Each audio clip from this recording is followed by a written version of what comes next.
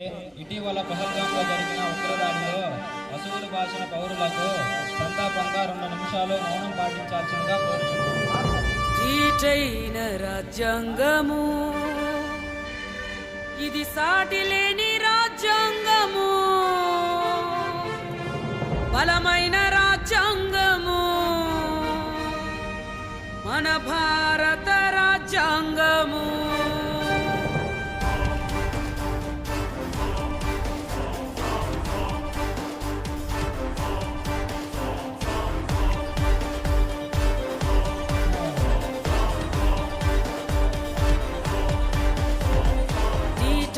రాజ్యాంగము ఇది సాటి లేని రాజ్యాంగము, బలమైన రాజ్యాంగము, మన భారత రాజ్యాంగము. దీటైన రాజ్యాంగము ఇది సాటి లేని రాజ్యాంగము, బలమైన రాజ్యాంగము, మన భారత రాజ్యాంగము.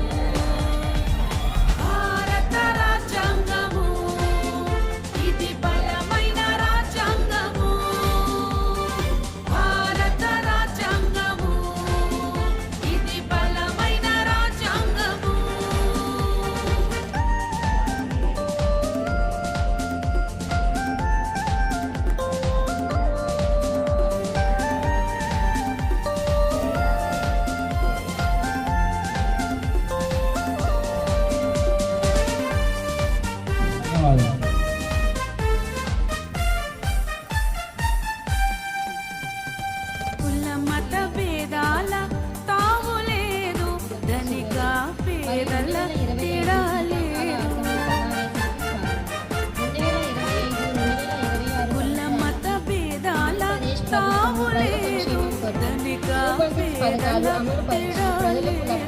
ప్రజల సంక్షేమం ప్రభుత్వ లక్ష్యమని చాటి చెప్పే రాజ్యాంగము. ప్రజల సంక్షేమం ప్రభుత్వం రైతుల సంక్షేమం కోసం ప్రతి ఏటా 25,000 రూపాయలు ఆర్థిక సహాయం కోసం బడ్జెట్లో 9,400 కోట్ల రూపాయలు కేటాయించడం జరిగింది. తల్లికి వందనం. ప్రభుత్వం పిల్లల చదువుల కొరకు మరియు ప్రైవేట్ పాఠశాలలో 1 నుంచి 12వ తరగతి చదువుతున్న పిల్లలకు వారి తల్లుల ఖాతాలలోని విద్యా సంవత్సరంకు 15,000 వేయడం జరిగింది. దీని కొరకు పాఠశాల విద్యకు 31,805 కోట్లు కేటాయించడం జరిగింది. మూడవది ఎన్టీఆర్ భరోసా పెన్షన్ పథకం. వృద్ధుల సంరక్షణ కొరకు ప్రతి నెల 4,000 వృద్ధాప్య పెన్షన్, గుండె జబ్బుల చికిత్స పొందేవారికి నెలకి 10,000 పెన్షన్ ఇవ్వడం జరుగుతుంది. దీని కొరకు ప్రభుత్వం ప్రతి సంవత్సరం 4,407 కోట్లు కేటాయించడం జరుగుతుంది. శక్తి పథకం మహిళల ఆనందం కలిగించే అంశం. దీనికోసం ప్రభుత్వం ప్రతి మహిళలకు రాష్ట్ర వ్యాప్తంగా ఉచిత ఆర్టీసీ బస్సు ప్రయాణం కల్పించడం జరిగింది. దీని కొరకు ప్రతి సంవత్సరం 9,000 కోట్లు కేటాయించడం జరిగింది. ఈ పథకం ప్రజల మన్ననలకు సైతం పొందింది. 5వది దీపం 2 పథకం. రాష్ట్రంలో ఉన్న 90 లక్షలకు పైగా లబ్ధిదారులకు సంవత్సరానికి 3 ఉచిత గ్యాస్ సిలిండర్లు అందించే సబ్సిడీ పథకానికి 2,601 కోట్లు కేటాయించడం జరిగింది. 6వది నిరుద్యోగాభివృద్ధి. రాష్ట్రంలో గ్రాడ్యుయేషన్ పూర్తి చేసిన నిరుద్యోగ యువతులకు నెలకు 3,000 భృతి అందించడం కోసం 6,000 కోట్లకు పైగా ప్రతి సంవత్సరం కేటాయించడం జరుగును. దీని విధి విధానాలు త్వరలో రూపొందించడం జరుగుతుంది.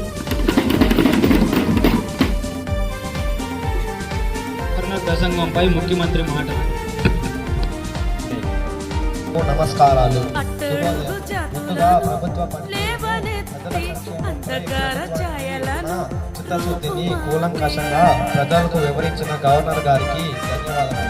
మా ప్రభుత్వం ప్రజల పక్షాన నుంచే ప్రజాప్రభుత్వం మరొకసారి తెలియజేయడానికి ప్రస్తుతం ఆర్థికంగా ఇబ్బందులు ఉన్నప్పటికీ ప్రభుత్వం సమష్టి కృషితో సంక్షేమంలో ఉద్యోగుల సమష్టి కృషి ఫలితంగా రానున్న రోజుల్లో ఆంధ్రప్రదేశ్ను స్వర్ణాంధ్రప్రదేశ్గా మార్చుతామని అసెంబ్లీ సాక్షిగా తెలియజేస్తున్నాను. అవకాశం ఇచ్చిన స్పీకర్ గారికి ధన్యవాదములు. ఇది బలమైన రాజ్యాంగము, మన భారత రాజ్యాంగము. ఇది బలమైన రాజ్యాంగము. గవర్నర్ గారి ప్రసంగంలో మాత్రం ప్రభుత్వం విఫలమైందని మాత్రం తెలియజేస్తున్నాను. ప్రభుత్వం ఏర్పడి 2 సంవత్సరాలు పూర్తయినా కూడా ఇప్పటికీ నిరుద్యోగాభివృద్ధి మీద విధి విధానాల రూపొందిస్తామనడం హాస్యాస్పదంగా ఉంది. సంయమనం పాటించాలి. ఆరోపణలు కాకుండా అభిప్రాయాలను తెలియజేయండి. దయచేసి మీ జీవితంలో ప్రజలందరికీ స్వేచ్ఛను సగి నిర్మాణాన్ని అసంతగా పూర్తి చేస్తుంది. రాజధాని నిర్మాణ పనులపై ప్రతిపక్ష సభ్యులు రాజధానిని గుర్తుకు తెచ్చుకొని ప్రశ్న అడగడం సంతోషకరం. అవును అధ్యక్ష, మా ప్రభుత్వం రాజధాని విషయంలో పూర్తి చిత్తశుద్ధితో నిబద్ధత ఉంది. ఇప్పటికే జంగీ క్లియరెన్స్ పనులు పూర్తి చేశాం. బహుశా మీకు తెలియజేయము, మీరు చూడరేమో కానీ ఈ మధ్యనే పరిపాలనా భవనమైన సిఆర్డీఏ నిర్మాణాలు సైతం పూర్తి చేశాం. అధ్యక్ష, ప్రపంచ స్థాయి రాజధాని నిర్మాణం పూర్తి చేసి అందులోనే ఒలింపిక్స్ సైతం జరుపుతాం. అధ్యక్ష, ధన్యవాదాలు అధ్యక్ష. 27 గురువారంకి వాయిదా వేయడం జరిగింది. మన భారత రాజ్యాంగము, ఇది బలమైన రాజ్యాంగము. దీనైన రాజ్యాంగము, ఇది సాటి లేని రాజ్యాంగము. బలమైన రాజ్యాంగము, మన భారత రాజ్యాంగము. economics and political liberty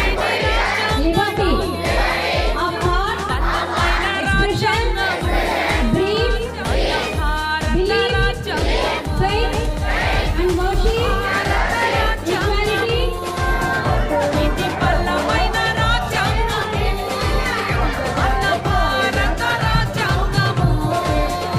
ఇది బలమైన రాజ్యాంగము.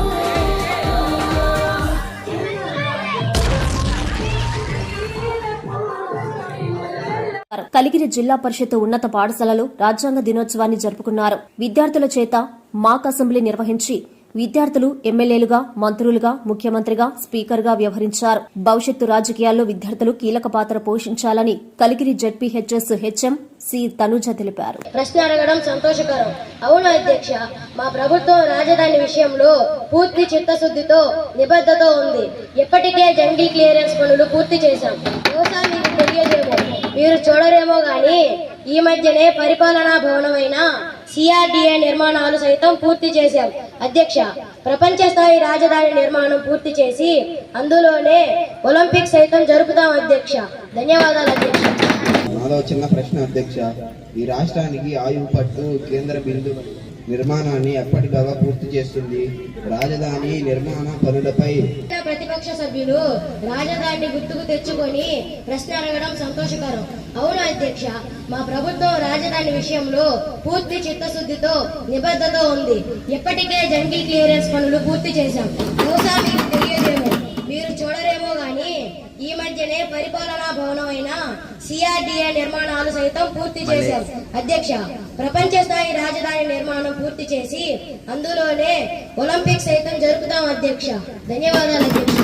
27 గురువారంకి వాయిదా వేయడం జరిగింది. బల్లబుద్ధి మరీ చెప్తున్నా. అధ్యక్ష, రాష్ట్రంలో శాంతి భద్రతల విషయంలో ప్రభుత్వం ఎప్పటికీ రాజీ పడే ప్రసక్తే లేదు. మహిళల భద్రత కోసం ప్రత్యేక బలగాల వ్యవస్థను తీసుకొచ్చాం. తాజాగా 10,000కు పైగా కానిస్టేబుల్ నియామకం జరిపాము అని తెలియజేయడానికి గర్వంగా ఉంది. అధ్యక్ష, నాకు అవకాశం ఇచ్చిన స్పీకర్ గారు, రాష్ట్ర ప్రజలు జీవనాడి అయిన పోలవరం ప్రాజెక్టును ఈ ప్రభుత్వం ఎప్పటిలోగా పూర్తి చేస్తుంది. ముంపు గ్రామాల ప్రజలకు ఎప్పటిలోగా పునరావాసం కల్పిస్తుంది తెలపగలరు. ధన్యవాదాలు అధ్యక్ష. ఎమ్మెల్యే గారు మంచి ప్రశ్న అడిగారు. ఎస్ అధ్యక్ష, మా ప్రభుత్వం ఎట్టి పరిస్థితుల్లో త్వరలోనే పోలవరం ప్రాజెక్టు ఆధునిక భద్రత ప్రమాణాలతో పూర్తి చేస్తాం అధ్యక్ష. అందుకోసమే ఆర్థిక భారమైనా కూడా రాష్ట్ర ప్రజల కొరకు ఇప్పటికే ఎత్తు పెంపుపై కూడా నిర్ణయం తీసుకోవడం జరిగింది. మాది డైలాగులు, డెడ్ లైన్లు చెప్పే ప్రభుత్వం కాదు అధ్యక్ష. ఇంకా పునరావాసం అంటారా? ఇప్పటికే ప్రక్రియ ప్రారంభించడం జరిగింది. త్వరలోనే పూర్తి